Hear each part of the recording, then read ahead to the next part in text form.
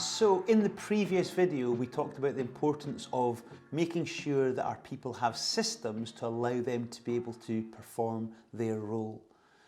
But against those systems, what we definitely need to do as a manager is ensure that not only are we giving people the system, but we're training them against that system.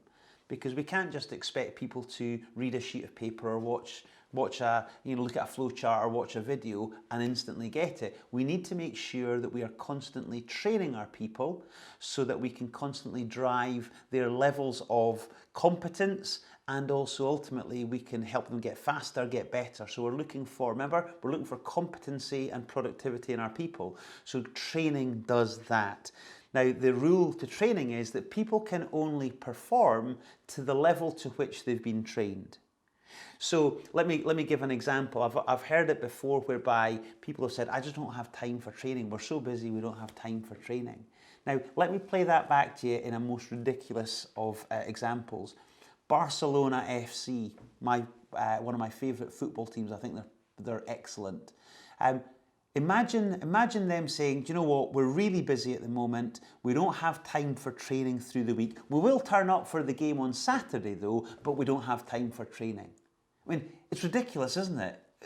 It just wouldn't happen. A high-performing team trains, and they train every single day. So if you want to have a high-performing team of people, of course you need to train. So what are the things that we need to actually be training people, or what's the approach we need to be taking as we train our people? Well, the first thing is, let's make sure that we're taking a very personalised approach. Everyone learns in different ways. Some people are visual, some others are auditory, some are kinesthetic, the act of I like to be involved in the thing that you're showing me to teaching me how to do. So we need to understand their learning style, but we also need to understand, well, what's their behavioural style as well? This is where we use things like DISC. So some people like lots of detail in a processy checklist way. Other people actually need the bigger picture. They need the context before they get to the detail. Other people just like to know what's the task. Others need to know, well, what's the impact on people? We've got a myriad of different things going on in people's heads. Do you not think it might be quite helpful to try and get alongside the person that we're training and saying, okay, where are you coming at it from? What's going to be most helpful for you, for me to help train you in a way that you understand and get it, so that you can get on and really perform. So that individualized approach is really important. And one of the things that we say in our personal development plans, which of course we are individually written by the individual, is at the very top of that PDP is the bit that says, look, as my manager, this is how you will get the most out of working with me. So it's your responsibility to write your own personal development plan and then tell your manager what the best way is for you to learn. So that's the first thing. The second thing is, as a manager, you need to raise awareness of people's performance, because some people don't know just how good they are at certain things. And what we want to do is make sure that that you're calling out the good stuff.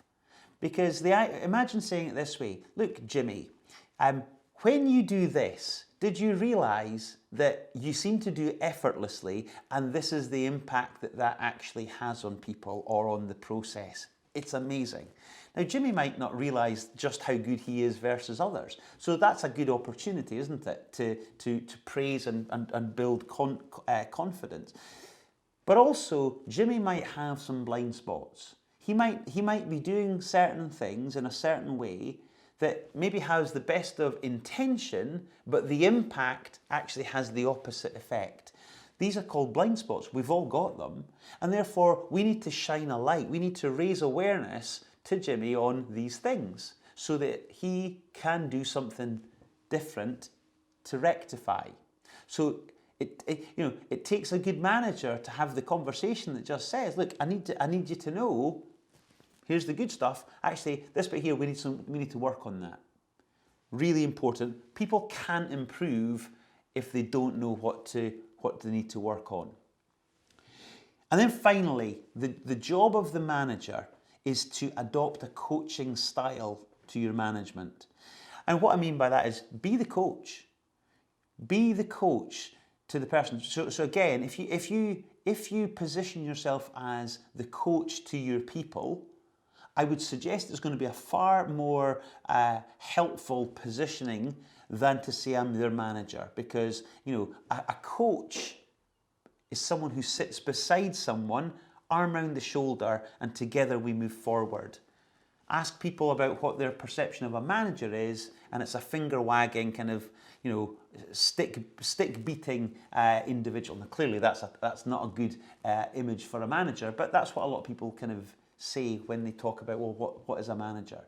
So we want to make sure we're sitting alongside people and being the coach. And in a previous video, we've said, if people come to you with a question, they need something figured out, then rather than you just directly answering them with the solution, just ask them a question back. Have the thought bubble sitting above their head, not yours. Get them thinking, get them being creative, get them accessing their intellect so that they can figure out the problem for themselves.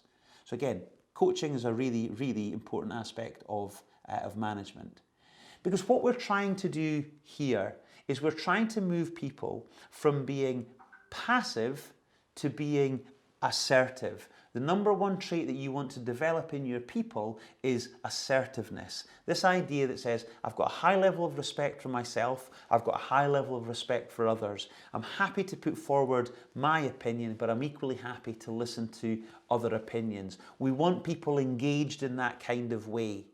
We don't want people just to be passively walking through the day and not really caring.